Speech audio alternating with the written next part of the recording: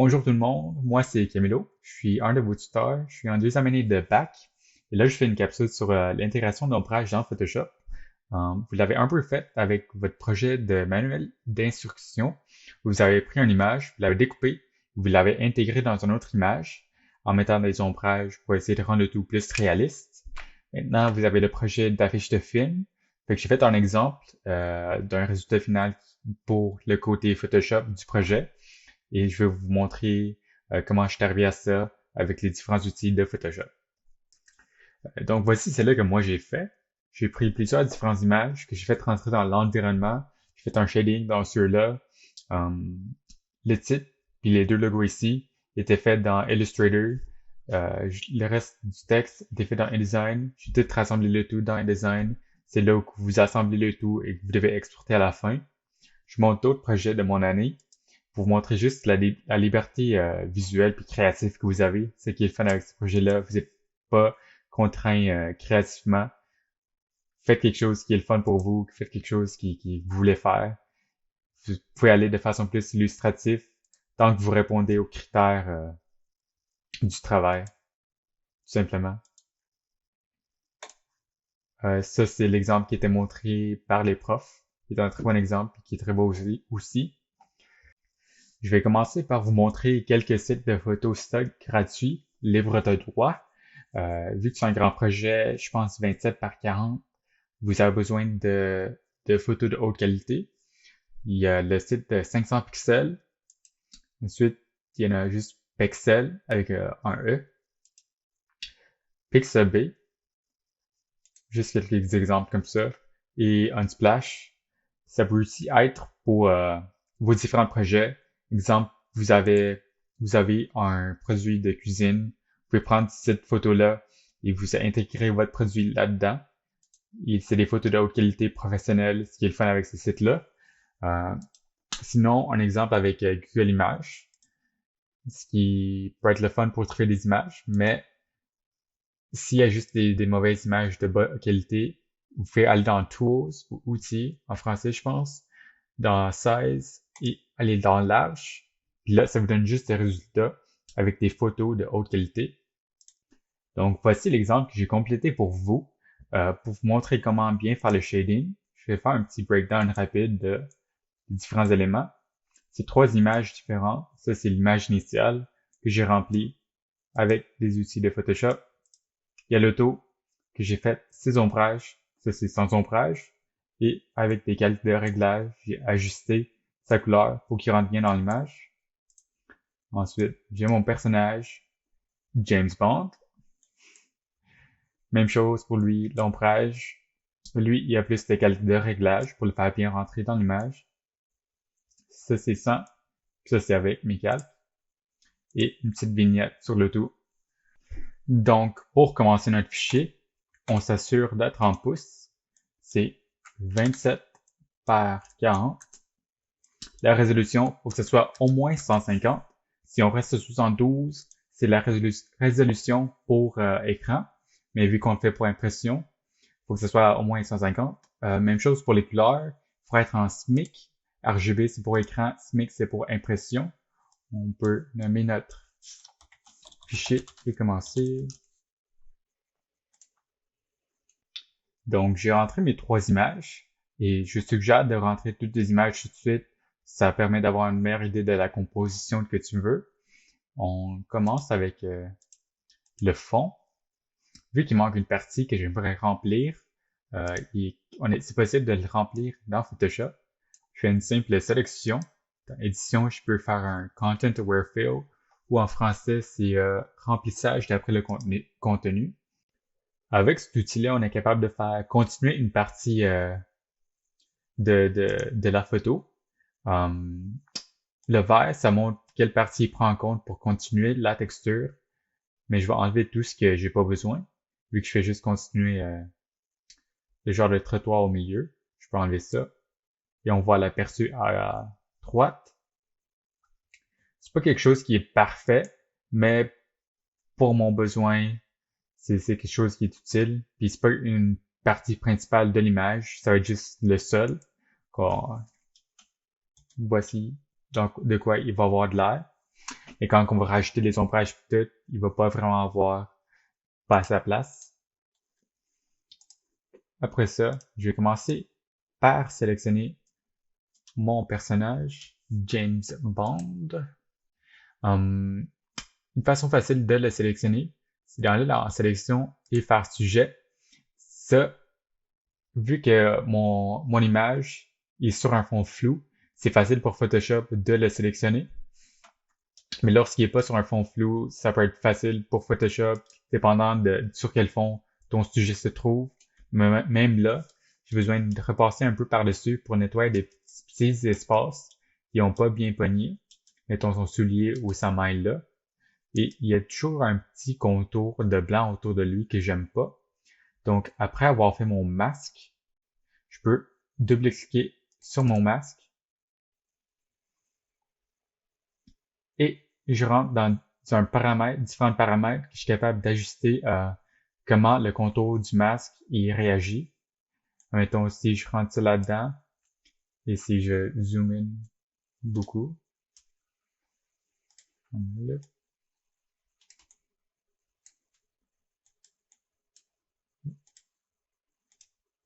Avant, il y avait un pas pire contour et là, on le fait rentrer tout de suite comme ça. Je fais juste OK. Il reste encore des petits points à nettoyer, comme ma main.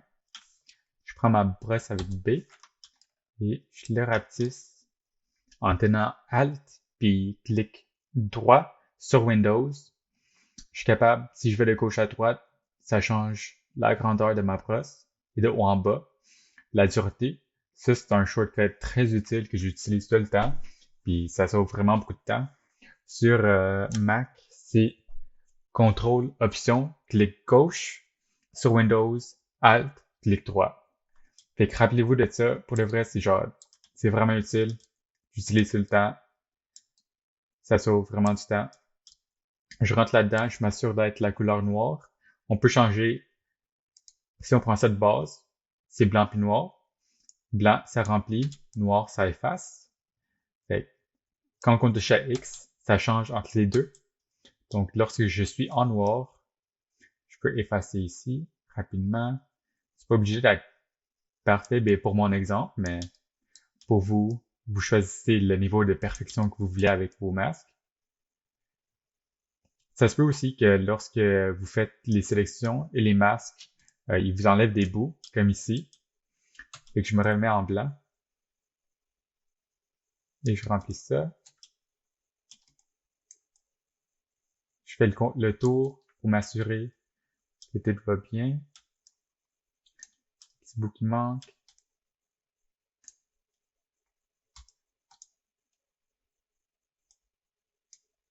Ça a l'air assez correct.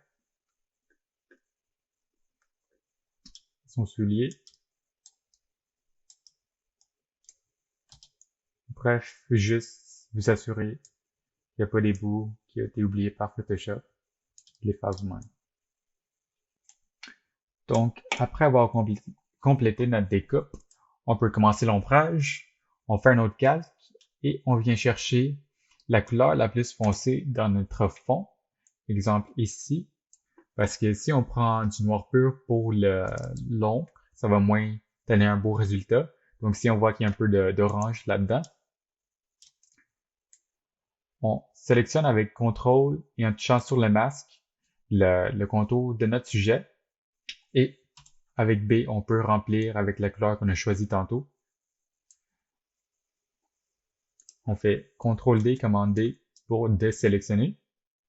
Et commande T, CTRL T pour transformer le tout. Et on peut le flipper en bas ici. On vient mettre l'ombrage à son point du sol. Et on regarde les autres ombrages dans l'image. Comme si là, on voit qu'il s'en vient dans cet angle-ci et qui est vraiment long. Donc, on peut faire la même chose pour ici. En tenant CTRL, on est capable de bouger. Comme ça, si on le tient tout seul, on est juste capable de l'agrandir comme ça. Et lorsqu'on tient CTRL sur une des lignes, on est capable de changer d'angle comme ça. Et on est aussi capable de l'agrandir des coins ainsi. Dans ce cas-ci, à cause de la source de lumière et l'autre ombre, on va faire une ombre vraiment longue. Comme ça fait du sens. Et on vient le mettre en dessous et on nomme toujours nos calques. Comme vous voyez, la forme est très nette. C'est trop net pour être une ombre. Donc, on va mettre un flou là-dessus. Mais avant même de mettre un flou, on va mettre un Smart Filter, ce qui nous permet de toujours revenir en arrière et d'ajuster les différentes calques qu'on a faites avec ça. Donc, ça fait juste changer le petit aperçu de mon ombre. Je vais dans Flou et je fais Field bleu et pas un flou gaussien normal. Avec ça, on est capable de faire des points avec où on veut plus de flou et où est-ce qu'on veut moins de flou. Parce que si on voit l'image ici, c'est plus net, plus proche il est de l'objet, mais plus loin, ça devient de plus en plus flou. Donc, admettons ici, moins flou. Ici, on peut l'augmenter de beaucoup. Pour les modes de fusion, pour les ombrages, le meilleur, c'est toujours multiplier. On ne touchera pas la opacité tout de suite. À place, on va faire un masque avec un dégradé. On vient chercher le dégradé de base de noir à blanc ici. On peut simplement faire notre masque avec le dégradé. C'est un peu d'essai d'erreur pour trouver jusqu'à temps qu'on est satisfait.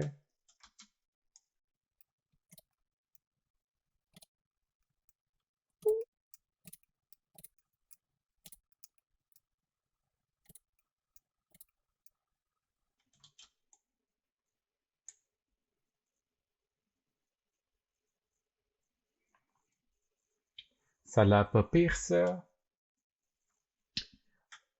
Ça, c'est juste un des ombrages. On va mettre un autre ombrage de point de contact. Il y a toujours un petit contour noir lorsqu'on fait contact avec le sol. On va rajouter ça. Simplement avec la brosse. Rien de plus.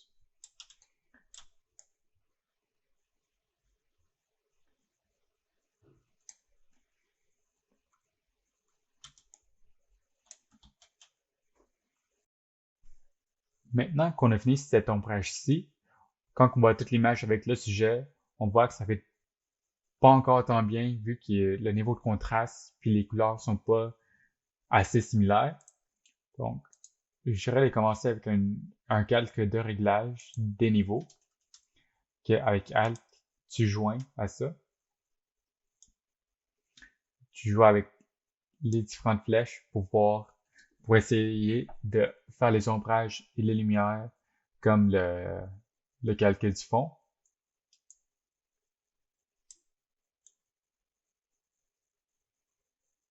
Mettons là-dessus. Et après, on a la balance des couleurs qu'on peut rajouter là-dessus. Vu que l'image d'arrière est assez jaune et chaud, on peut en rajouter plus là-dessus. Surtout dans les lumières. Vous voyez juste avec ces deux calques-là, il y a une assez bonne différence avant, après. Deux simples calques de réglage fait bien la job. On regroupe, puis on nomme nos layers. J'ai fini avec ça, donc on peut embarquer sur l'auto. Je vais juste regarder mon positionnement, si ça rentre bien. Ça a l'air chill comme ça. Je peux enlever mon sujet pour avoir la place pour travailler avec lui. Donc, si je fais la même chose et je fais sélectionner sujet, on va voir ce que ça va me donner. Vu que lui, il y a un fond plus détaillé, ça va être dur pour Photoshop un peu, mais on va voir ce qu'il peut faire. Si je mets un masque, il est quand même pas pire, mais il pourrait être meilleur. Et ce qui est cool avec lorsqu'on fait des sélections comme ça, on peut toujours rajouter d'autres outils à ça, comme l'outil de sélection rapide. Je peux l'utiliser puis venir enlever des bouts que je veux pas. Exemple ici.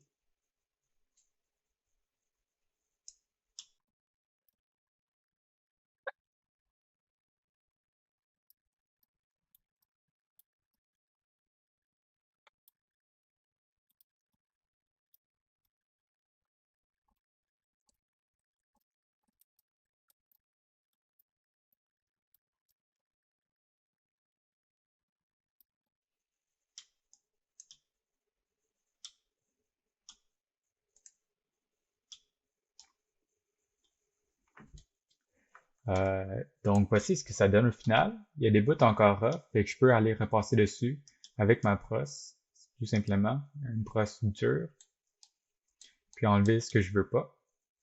Je peux faire des bouts puis juste faire Shift et ça fait une ligne droite. Je peux aller nettoyer le reste en main.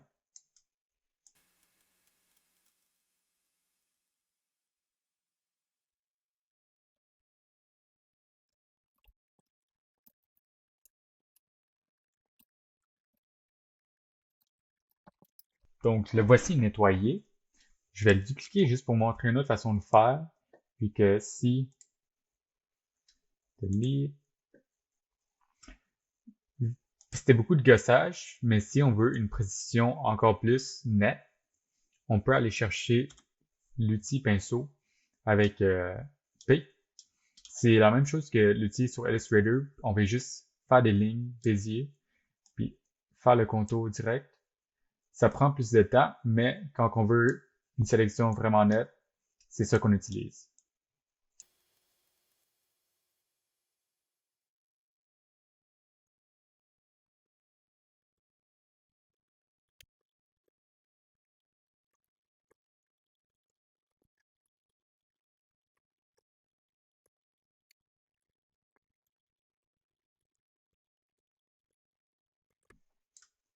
Donc, le voici.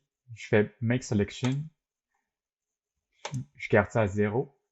Et je peux mettre mon masque dessus. Comme ça, on voit c'est vraiment net. Ça a pris plus de temps, mais quand on veut quelque chose de net comme ça, le voici, on prend l'outil pinceau, ça fait la job. Même chose pour l'autre, c'est refaire le même processus. Un autre calque, sélectionner le masque en prenant la couleur la plus sombre de l'image et le remplissant de celle-ci. On fait CTRL-T pour... Ah, je peux pas juste faire ça, pour le flipper avec ça. On vient de le mettre en dessous. Et là, on voit que ça marchera pas si on fait un nombre comme ça. Donc, je vais essayer les autres points. Contact. Je vais aussi mettre le calque en dessous pour qu'on ait une meilleure idée. Je vais CTRL-T pour le bouger encore. On peut aussi le rotationner. On joue avec juste à temps qui ça fait du sens. Et si j'étends ça au bout, je peux rapprocher ça ici.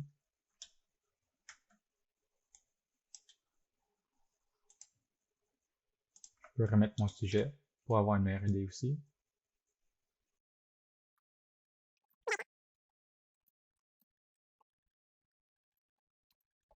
Un autre outil qu'on pourrait faire, la même chose, on met un Smart Filter là-dessus. Dans Édition, il y a Puppet Warp.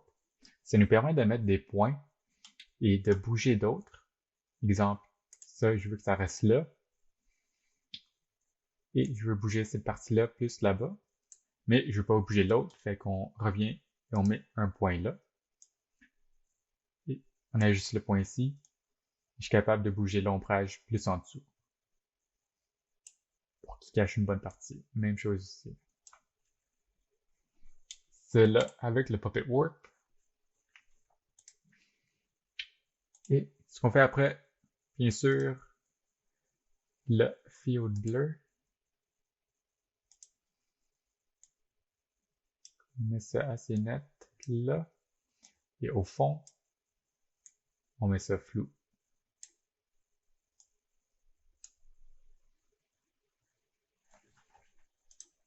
Rappelez-vous de toujours garder votre Smart Filter pour pouvoir toujours revenir en arrière et pas travailler de façon destructive. Donc, ça c'est fait. Je vais faire le masque, le dégradé. Oh, pourquoi faire? Je vais mettre mon autre sujet pour aussi avoir une meilleure idée. J'ai oublié de le mettre en multiply. Voilà.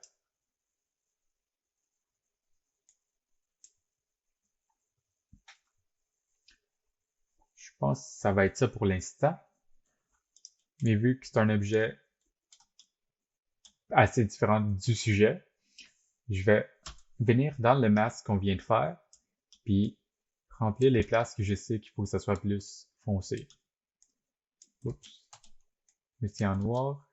Et c'est bien de, lorsqu'on travaille dans les ombrages, de baisser l'opacité de notre brosse. Je vais remplir en dessous. Comme avant, je peux toujours aller retourner dans mes blurs. Je peux en rajouter.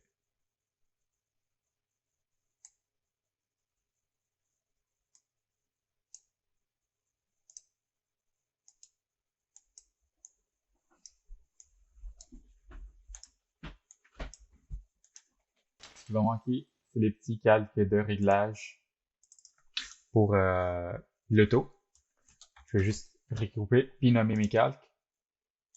Même chose pour le fond.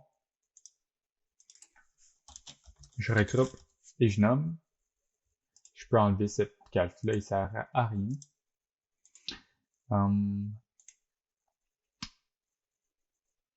Je vais commencer avec les niveaux, comme l'autre. Voir et jouer avec. Voilà. Et la balance des couleurs. Je vais rendre le tout plus jaune et chaud pour rentrer dans ce monde-ci. Même chose pour les highlights.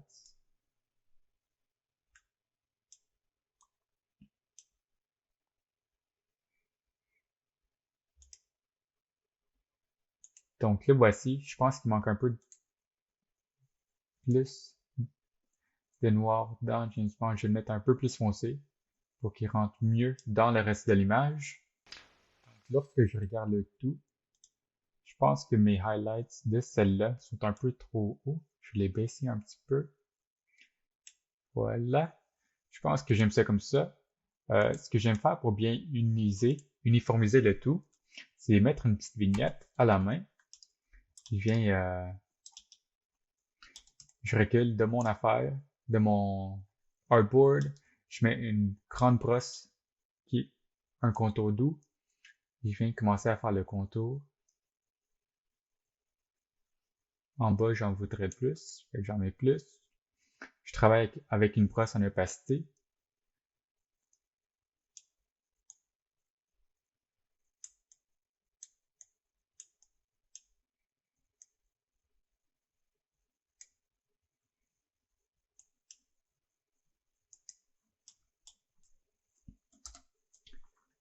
Et si je trouve que j'en ai trop, je peux toujours mettre un masque par-dessus et en enlever. Mettons ici.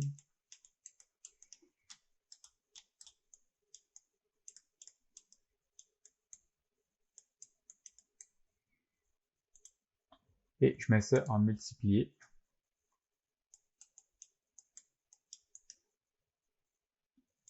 Ça, c'est sans vignette avec vignette.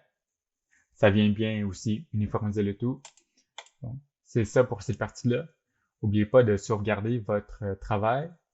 Et aussi, nommer tous vos calques. Vignettes, comme ça. Pour les autres parties de la fiche, faites les logos dans Illustrator, que vous allez ensuite tout rassembler le tout dans InDesign avec les différentes textes que vous rentrez là-dedans, que featuring entre différents artistes. Ouais. Fait que c'est pas mal ça. Fait que je pense que c'est tout pour cette partie-là. Je le trouve très complet. Et j'espère que vous avez aimé et j'espère que ça va vous être utile pour votre projet là et pour la suite de votre bac, savoir comment bien faire du shading, c'est toujours utile. Ça, c'est une façon simple de commencer qui est assez efficace, mais il y a toujours moyen d'aller plus loin et je vous encourage, si ça vous tente d'aller plus loin, de trouver d'autres moyens plus sophistiqués de le faire. Euh, Merci. Salut.